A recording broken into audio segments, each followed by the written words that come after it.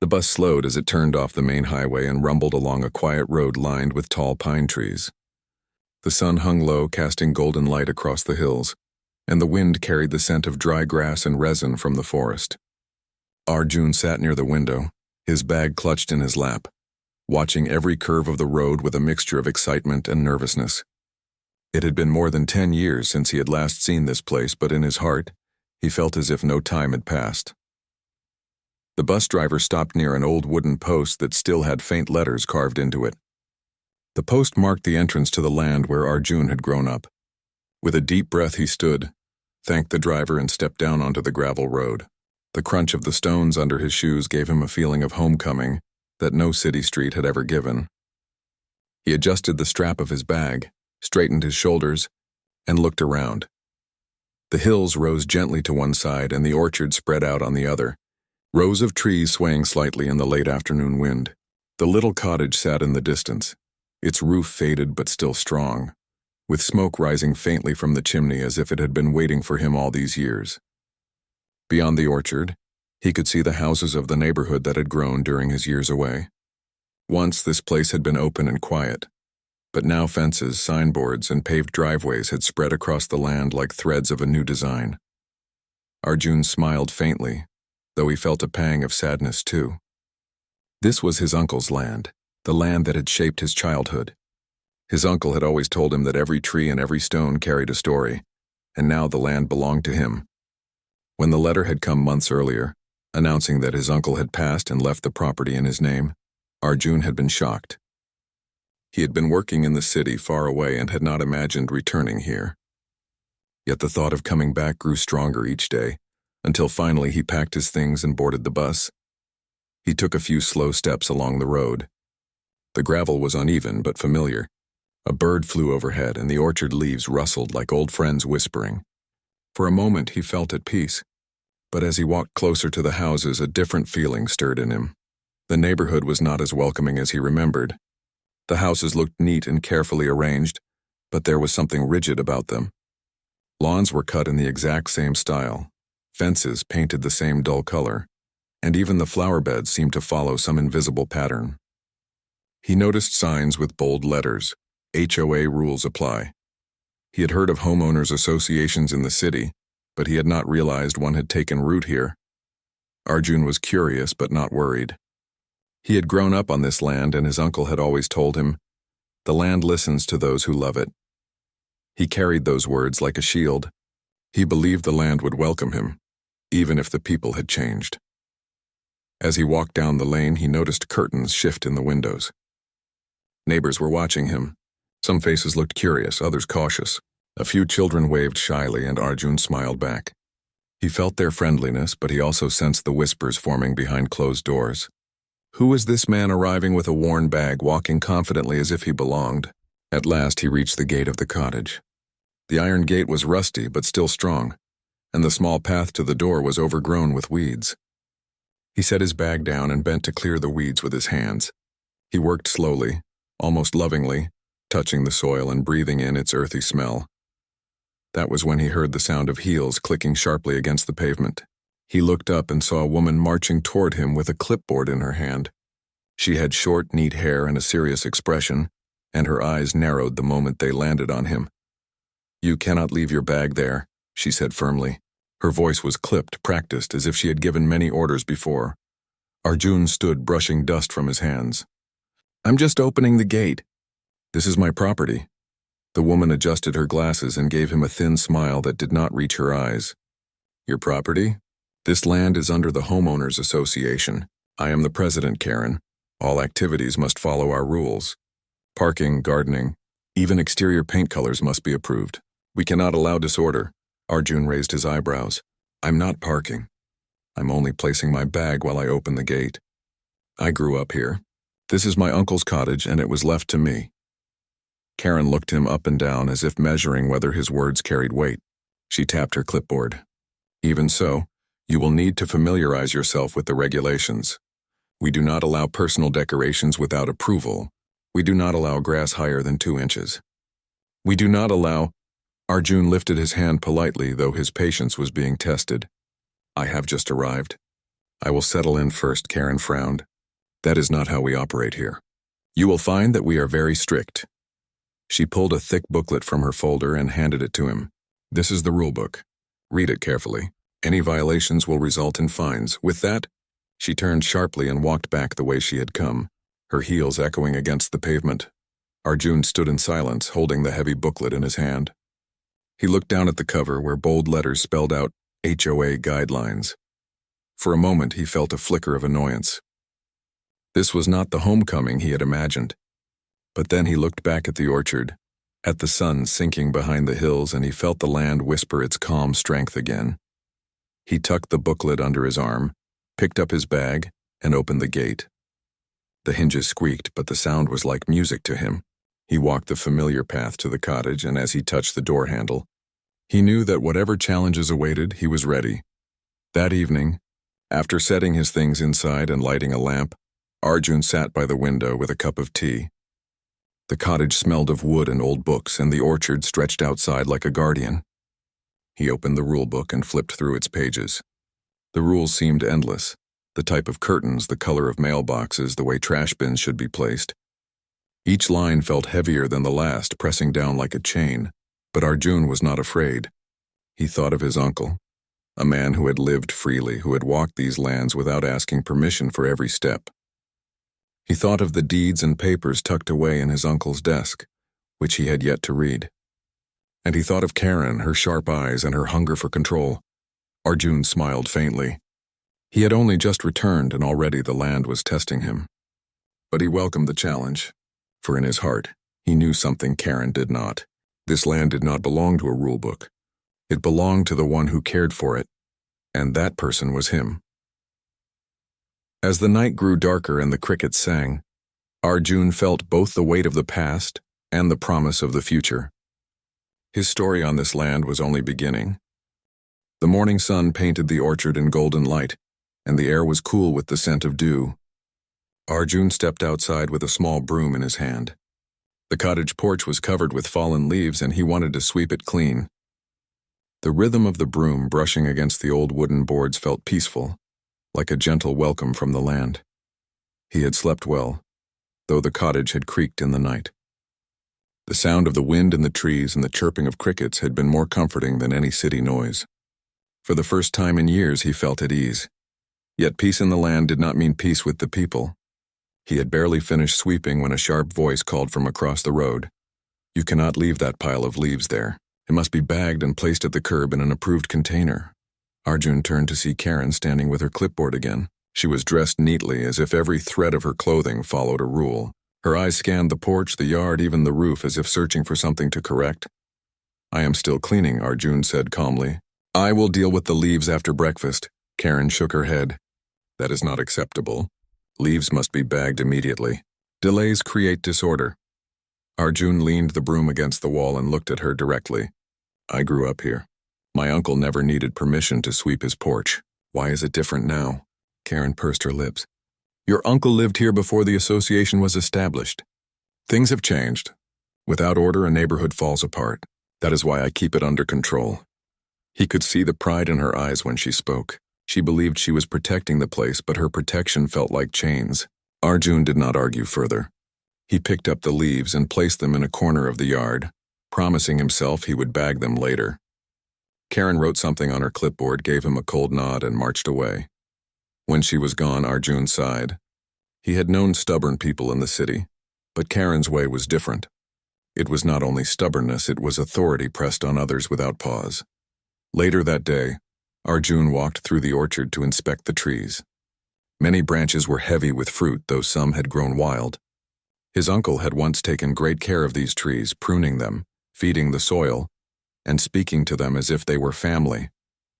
Arjun touched the bark of one tree, whispering softly, "I am back." A soft laugh made him turn. A neighbor stood near the fence, watching him curiously. She was a middle-aged woman with kind eyes and a gentle smile. "You must be Arjun," she said. "I remember you from when you were a boy." "My name is Meena. I live 2 houses down." Arjun smiled warmly. "Yes, I remember you too. You used to bring sweets during the harvest season." Meena's face brightened at the memory. "Your uncle was a good man?" He loved this land, but he also loved freedom.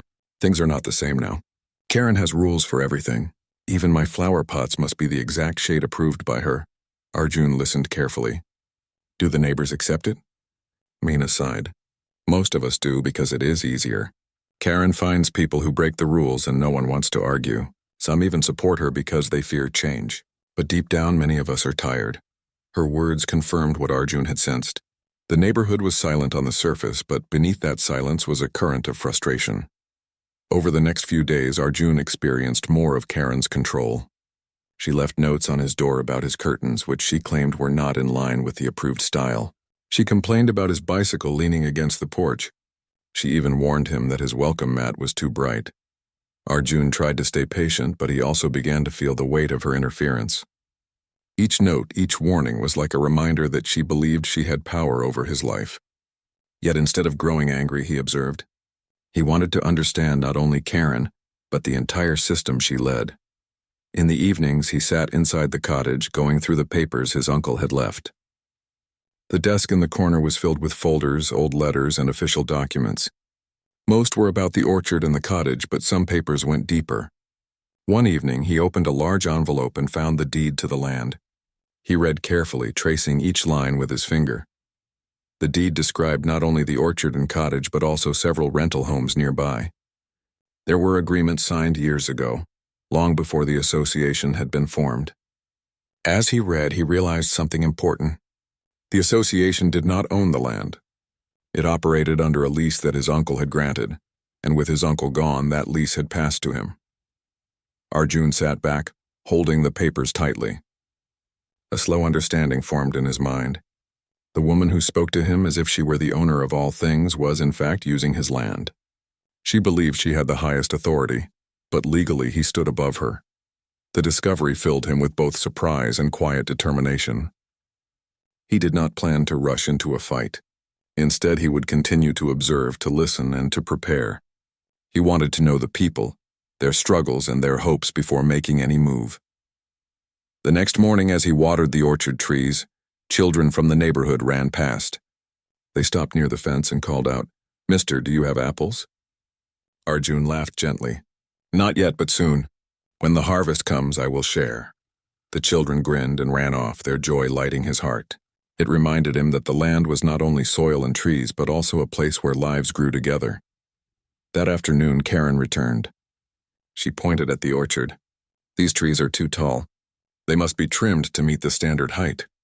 Otherwise, they will shade the neighboring lawns." Arjun's smile faded slightly. "These trees are part of this land's history. They have grown here for decades. I will not cut them without reason." Karen frowned deeply. "If you do not comply, you will face fines." Arjun met her gaze calmly. "We will see." She scribbled on her clipboard, muttering about disorder, and left. Arjun watched her go, his thoughts steady. The land had given him strength. The documents had given him knowledge, and the neighbors had given him trust. Karen believed she had cornered him, but she did not know the truth.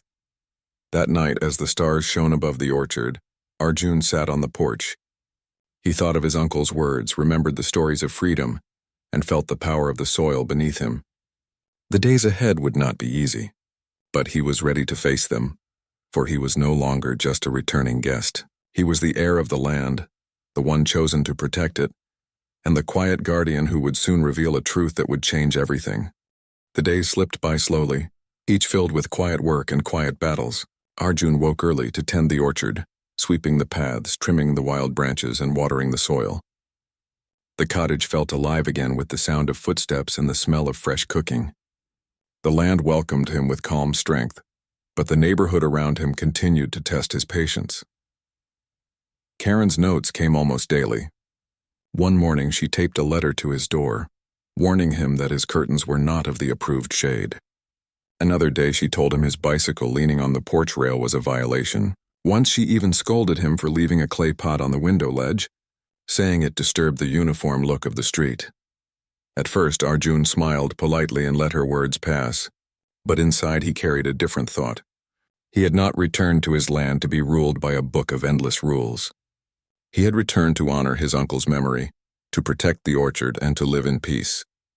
Karen was not the land's voice. She was a shadow trying to cover it. One evening, after another long day, Arjun returned to the cottage and sat at his uncle's desk. He opened the drawers carefully, pulling out papers that had rested untouched for years. Faded letters, receipts, and official seals filled the drawers. He placed them in neat piles, searching for patterns. His uncle had always been careful, leaving behind traces of his dealings. At last, Arjun found a folder marked Property and Lease. Inside were deeds written in formal language, stamped with the county's seal. He read them slowly, line by line. His heart beat faster as the truth unfolded. The document stated clearly that his uncle owned not only the orchard and the cottage, but also the land beneath the homes of the neighborhood.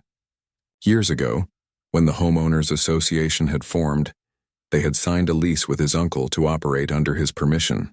That lease had not expired, and with his uncle gone, it had passed into Arjun's hands. He leaned back in the wooden chair, staring at the yellowed paper. The meaning was clear. Karen believed she was the authority, but in reality she was bound by his uncle's lease. Without his permission, the association had no ground. He was not only a resident but the landlord of the very homes Karen ruled over. The discovery filled him with quiet power. He did not leap up or cheer. Instead, he folded the papers carefully and placed them in a folder. He understood that knowledge was strength and strength must be used wisely. If he revealed the truth too quickly, Karen would fight with all her energy. But if he waited, observed, and built trust with the neighbors, the truth would become a shield not only for him but for all who felt trapped under Karen's endless rules. The next morning, he walked to the market in town. The path wound through narrow streets and the air was filled with the smell of fresh bread and ripe fruit. Vendors greeted him, some remembering his uncle, others curious about the quiet man who had returned after so long. He bought flour, oil, and a small bag of spices, then returned to the cottage. On his way back, he passed several neighbors working in their yards. One man, Ramesh, was cutting his grass with an old mower. He stopped when he saw Arjun. "You are brave," Ramesh said with a tired smile. "Karen has already visited you many times, has she not?" Arjun nodded. "She has, but the land gives me patience." Ramesh laughed softly. "If only patience could pay the fines she sends me. Last month she charged me for painting my fence without approval. I only wanted to cover the cracks." Another neighbor, a young woman named Asha, joined them. She carried a basket of laundry inside. "I was fined for hanging my clothes outside to dry. She said it was against the image of the neighborhood. As if the sun and wind are not free gifts." Their voices carried frustration but also hope. They looked at Arjun as if he might hold an answer. He listened quietly, offering only gentle words. "The land is stronger than paper rules. One day you will see." In the evenings, children continued to stop by the orchard. Arjun welcomed them, showing them how to pick the ripest fruit, telling them small stories his uncle once told him. Their laughter filled the air, and slowly word spread through the neighborhood. Arjun was not just a resident. He was different. He listened, he shared, and he respected the land in a way that reminded the old neighbors of better days. Karen, however, grew more restless. She walked the streets more often, her heels clicking sharply, her clipboard always in hand. She questioned Arjun about every detail. "Your welcome mat is too bright. Your grass is uneven. Your orchard trees are shading other yards." Each time, Arjun answered calmly, "This is my land. I will care for it with respect." His calmness seemed to irritate her even more than anger would have. She wanted resistance so she could crush it, but his steady patience gave her nothing to hold. One evening, as Arjun prepared supper, there was a knock at the door. He opened it to find Meena standing there with a warm smile and a small basket of bread. "I thought you might enjoy this," she said. "You remind me so much of your uncle. He was kind and he believed in freedom. People respected him. I think they are beginning to see the same in you." Arjun thanked her and invited her to sit. As they ate, Meena spoke softly. "Karen has power because people fear her fines. But if they knew there was another way, they would follow it. I do not know how, but I feel you will be the one to show us." Arjun looked at the basket, then at the folder of documents resting on the desk. He thought of revealing the truth, but he held his silence. The time was not yet right. In the nights that followed, he continued to study the papers. He learned every detail of the lease, every line of authority. His uncle had been careful to protect the land, writing conditions that favored the owner. Arjun realized that he had more than authority. He had responsibility, If he stepped forward, he would not only free himself from Karen's rules but also free the entire neighborhood. Yet freedom was not a simple gift. It required courage, patience, and timing. He decided he would wait until the next community meeting, where Karen gathered everyone to announce rules and collect fees. There in front of all he would speak. Until then, he lived quietly, tending the orchard, helping neighbors when he could, and letting Karen dig her own pit with her endless demands. One afternoon, while trimming branches, he heard laughter from across the street. Children were playing, chasing a ball. The ball rolled into his yard and one boy ran after it. Karen appeared instantly, scolding the child. "Do not step on that lawn. It is against the rules to enter another property without permission." Arjun stepped forward and smiled at the boy. "It is all right. This land welcomes friends. You may play here any time." The children cheered and Karen's eyes flashed with anger. She turned to Arjun. "You cannot speak against the rules. You will regret this." Arjun met her gaze steadily. "The land has its own rules and I follow them." Karen stormed away. Her clipboard clutched tightly, but the children's laughter rang louder than her footsteps. That night, as the stars shone over the orchard, Arjun stood at the porch and breathed deeply. The land was with him, the neighbors were watching, and the truth was safe in his hands. Soon, very soon, the silence would break. The notice came on a folded sheet of paper, slid under Arjun's door in the early morning. The bold letters at the top read, "Community meeting, attendance required." The meeting would be held at the community hall at the end of the street, just as it was every month. Karen had written her name clearly at the bottom with her title, President of the Homeowners Association. Arjun held the paper for a long moment. He had been waiting for this. In the quiet nights he had read the deeds again and again, memorizing every word.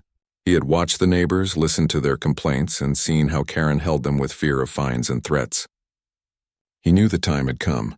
The evening of the meeting arrived with the sound of footsteps on the pavement. One by one, families walked toward the hall, speaking in low voices.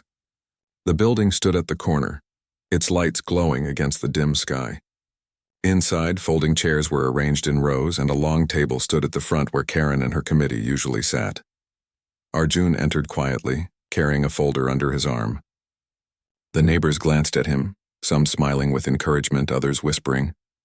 He nodded to Meena and Ramesh, who sat near the middle. They gave him small smiles that told him they trusted him. Karen was already at the front, dressed neatly with her clipboard and a stack of papers. She tapped her pen against the table as people settled down. Her eyes scanned the room, pausing on Arjun for a moment before moving on. When the room grew quiet, Karen stood. Her voice was sharp, carrying across the hall with authority. "Good evening, everyone. As president of the association, I welcome you to another monthly meeting. Tonight we have many issues to discuss. We must maintain order in our neighborhood. Standards protect our property values and our way of life." A few people nodded weakly, though most simply listened in silence. Karen went on, listing rules, fees, and fines. She spoke of lawns that were too high, fences that needed repainting, and decorations that did not fit the approved style. With every word, the air in the hall grew heavier. At last, she reached the point that Arjun knew would come. "We must also discuss the new resident, Arjun," she said. Her tone grew sharp. "Since his arrival, I have observed several violations. His welcome mat is not of the approved color. His curtains do not match the standards. His orchard trees are too tall. If these issues are not corrected immediately, fines will be issued." A murmur spread through the hall. Neighbors shifted in their seats, some frowning, others looking at Arjun with sympathy. Karen raised her hand to silence them. "We cannot allow one man to break the rules. If we allow it, soon everyone will ignore the standards. This is how disorder begins." At that moment, Arjun stood. He moved slowly to the front, his folder in hand. His face was calm, his voice steady. "I would like to speak." Karen frowned. "Residents may speak only when given permission." Arjun met her eyes. "I will speak because the truth must be heard." The room grew still. Every face turned toward him.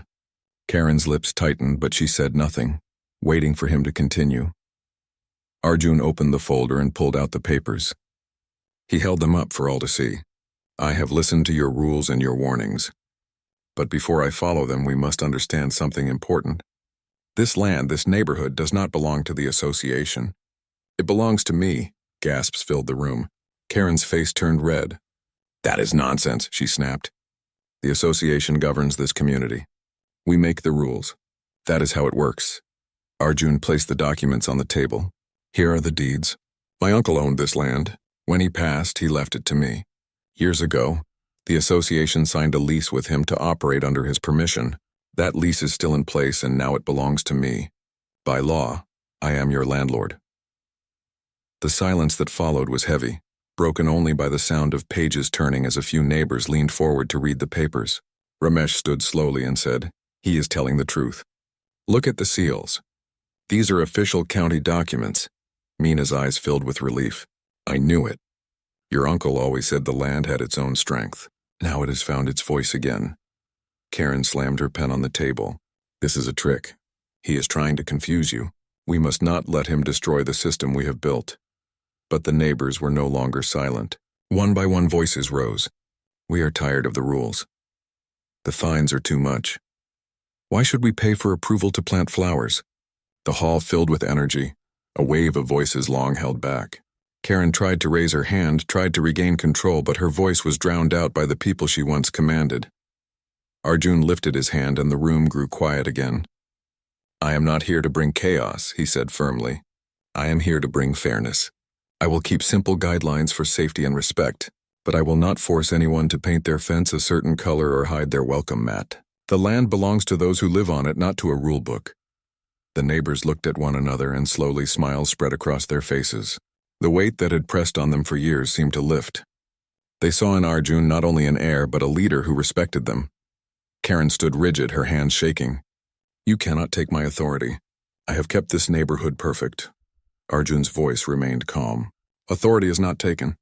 It is given by the people, and tonight they have chosen." The room erupted in applause. Chairs scraped the floor as neighbors stood, clapping and cheering. For the first time in years, the hall was filled with joy instead of fear. Karen's face was pale. She gathered her papers, clutching her clipboard as if it were her last shield, and left the hall without another word.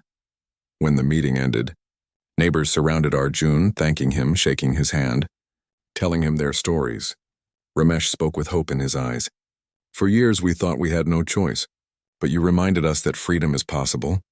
Mina placed her hand on his shoulder. "Your uncle would be proud. You have brought life back to this land." That night, as Arjun walked home under the stars, the orchard seemed to glow softly in the moonlight. The land was at peace and so was he. The truth had been spoken and the people had listened. The shadow of fear had lifted, though he knew challenges still remained. Karen would not disappear quietly. But for now, the neighborhood had a new beginning and he had taken the first step in shaping it. The morning after the big meeting, the neighborhood looked different. The sun rose the same way it always had, but the air felt lighter. The fear that once followed every resident, the fear of letters and fines, was gone. For the first time in years, people walked out of their homes smiling. Children rode their bicycles freely, their laughter carrying down the street. A man painted his fence a cheerful blue, and a woman planted bright flowers along her walkway. No one looked over their shoulder, worried about what the association might say. Instead, they waved to one another with warmth. Arjun stood at the edge of his orchard watching the scene. He had not done much, only revealed the truth. But truth had power, and the people had taken it into their hearts. He felt a quiet pride. This land was no longer heavy with rules. It was alive again. Yet deep inside, he knew the story was not over. Karen was not the type to walk away quietly. She had built her power over many years, and she would not let it go without trying again. Arjun prepared himself for that. Days passed, and the changes grew stronger. Neighbors began meeting in the evenings, not in the hall but in open yards and porches. They spoke about small things, shared food, and laughed freely. Mina baked sweets and shared them with children. Ramesh began teaching a few of the young boys how to fix bicycles and build wooden toys. The orchard became the heart of the neighborhood. Arjun opened it to everyone. Families walked among the trees, picking fruit together. Children climbed the low branches. The laughter of life returned to a place that had been silent for too long. One afternoon, as the sun dipped low, Karen appeared at the orchard gate. She stood tall, holding her clipboard as always, though her eyes showed weariness.